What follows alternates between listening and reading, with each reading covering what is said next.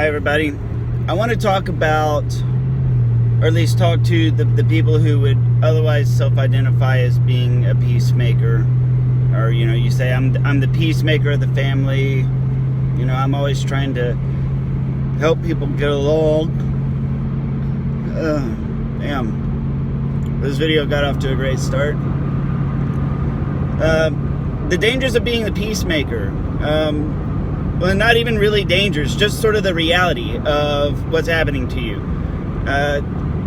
It's a bit of a newsflash. You're not a peacemaker. You're really not. What you're actually doing is you are being the flying monkey in a triangulation situation.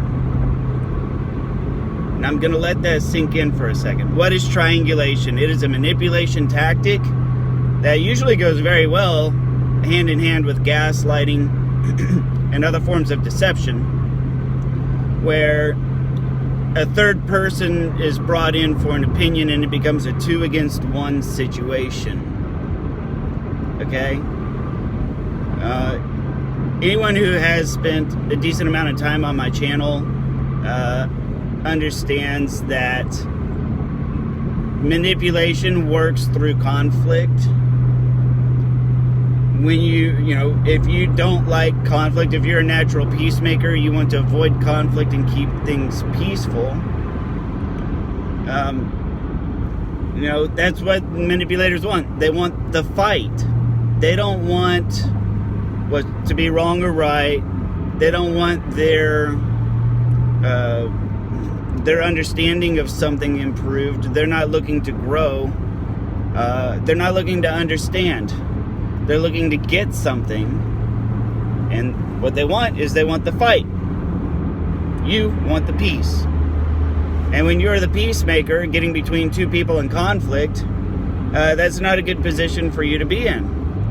And I'm sure we've all heard, and I want to be very clear on one thing and to differentiate, because there's a difference between standing up for your friend or standing up for your spouse, standing up for somebody, and being a peacemaker.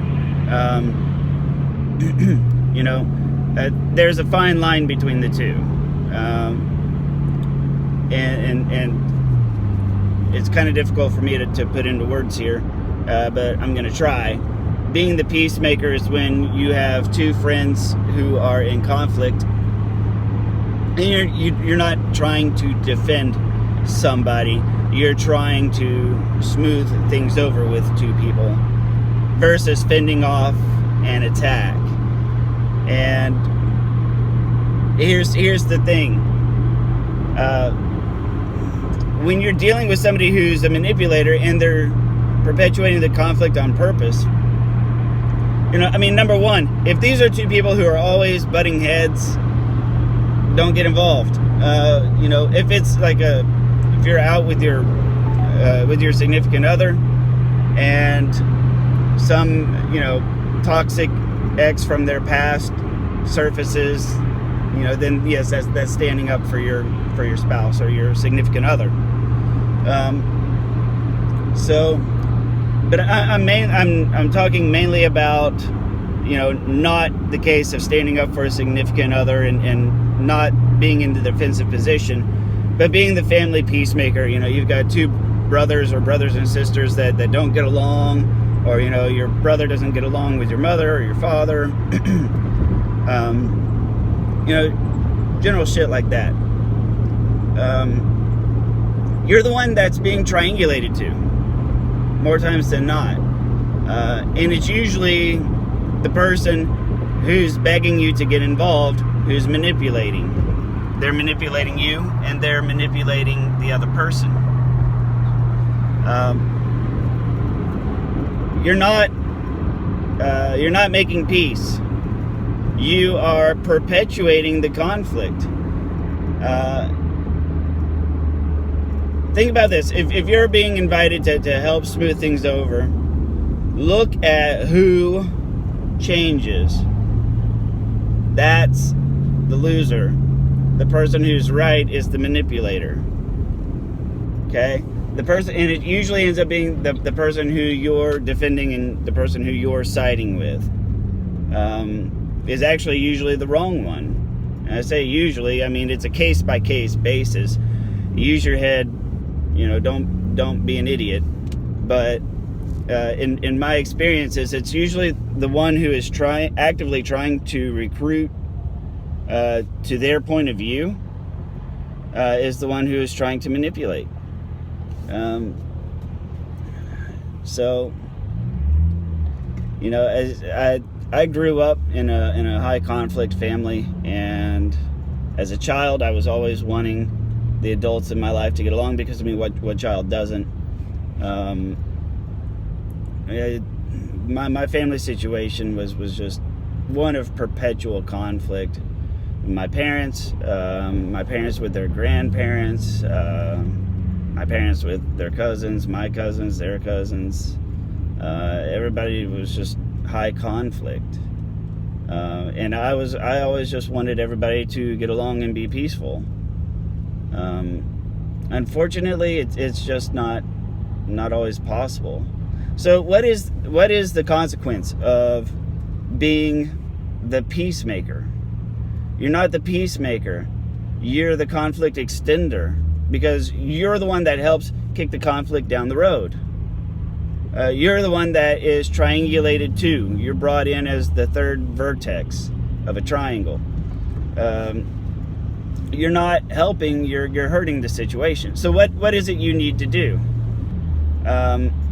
Well, for one, you have to learn to stand up for yourself when you're being recruited, because it's very, very hard for you to see two people fighting and in conflict, and they're asking for your help.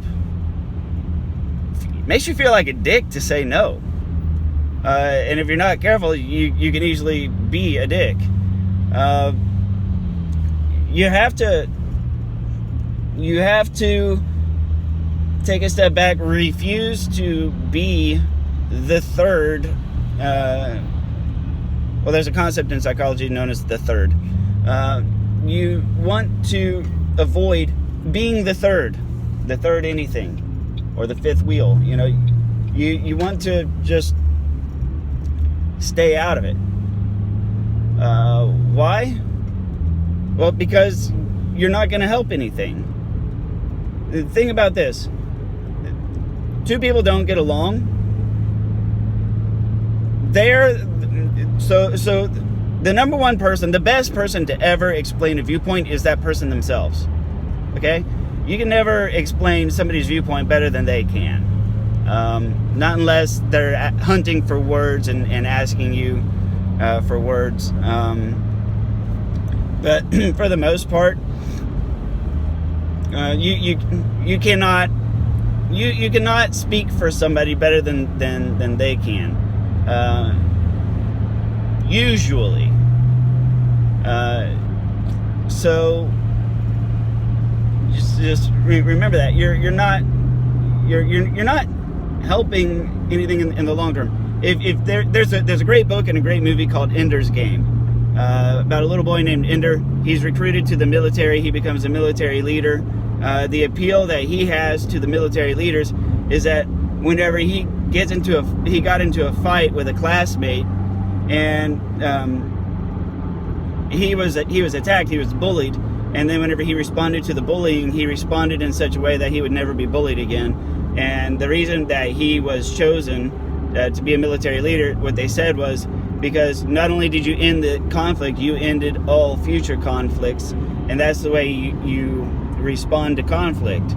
You respond in a manner that not only solves the conflict, but it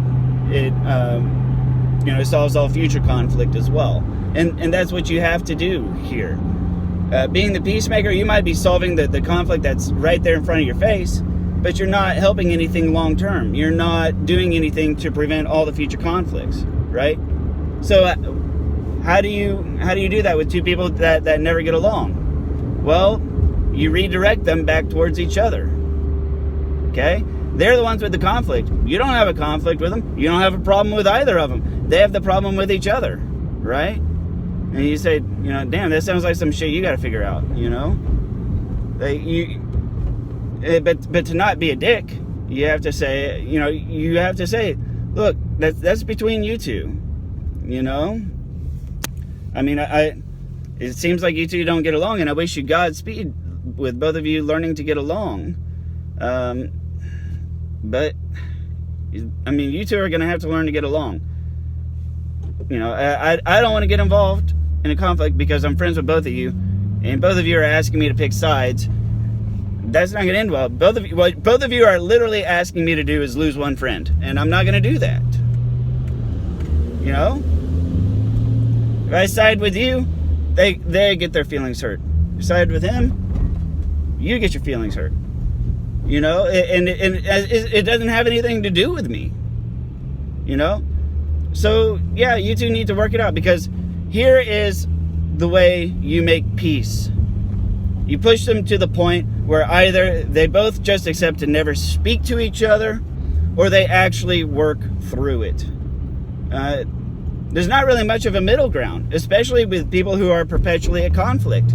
They should just stop talking to each other. They should both go no contact. It's great policy.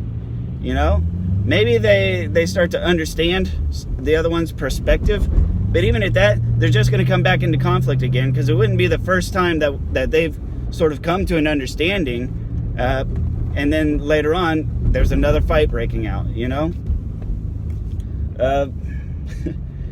Pretty much my entire family has a no contact policy with every other member of the family.